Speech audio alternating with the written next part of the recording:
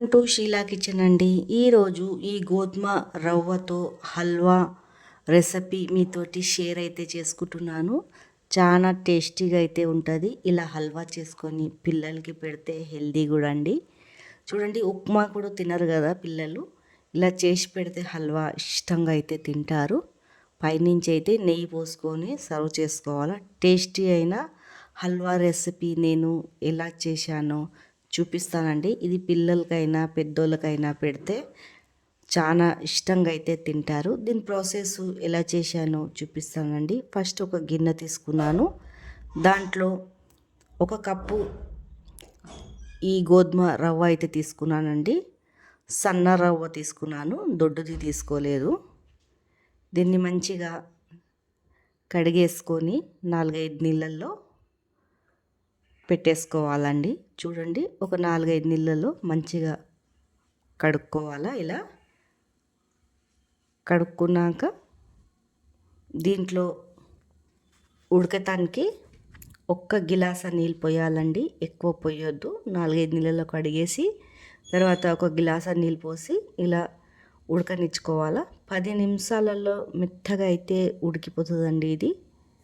చూడండి, తర్వాత ఇలా ఉడికిపోయాక పక్కకైతే మనకు తీపికి సరిపోయేంత బెల్లము సిరప్ని అయితే రెడీ చేసుకోవాలండి. చూడండి, ఇలా సిరప్ని అయితే రెడీ అయితే చేసేసుకున్నాను. ఇలా కొంచెమే ఉడకనియాలండి, ఎక్కువ మొత్తం పాకం ఏం పట్టొద్దు సిరప్ అయితే. తర్వాత ఈ సిరప్ని అయితే ఇది ఉడికిపోయిన రవ్వలో అయితే వేసేసుకోవాలండి. చూడండి, ఇలా ఇవంతా మంచిగా వేసుకున్నాక కలబెట్టుకోవాలా. మనకు బెల్లం అవసరం లేదనుకుంటే చక్కెర వేసుకోవచ్చు. చూడండి, ఇలా మొత్తము మంచిగా కలబెట్టుకోవాలా. చూడండి, ఇలా మొత్తము బాగా కలబెట్టుకోవాలండి.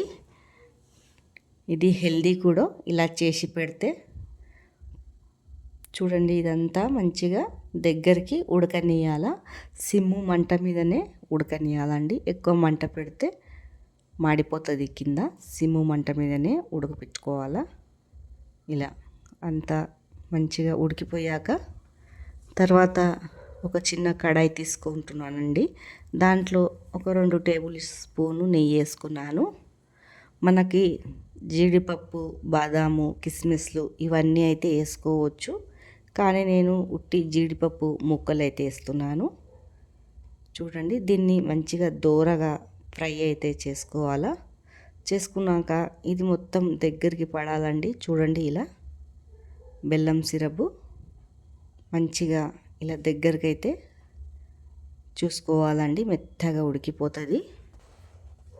ఈ హల్వా టేస్ట్ మాత్రం చాలా బాగుంటుందండి. తర్వాత ఇది మనము ఏంపి పెట్టుకున్న నెయ్యితో పాటు దీంట్లో వేసేసుకోవాలా. తిప్పేసుకోవాలండి. ఇలా వేసేసుకొని మొత్తం నెయ్యి అంతా కలుస్తుంది. చాలా బాగుంటుందండి. ఇంట్లో మనము ఇలా నైవేద్యంగా కూడా దేవునికి పెట్టవచ్చు చేసుకొని. తర్వాత జర సిమ్ము మంట పెట్టేసి ఒక టేబుల్ స్పూను ఇంకొక నెయ్యి అయితే వేస్తున్నాను.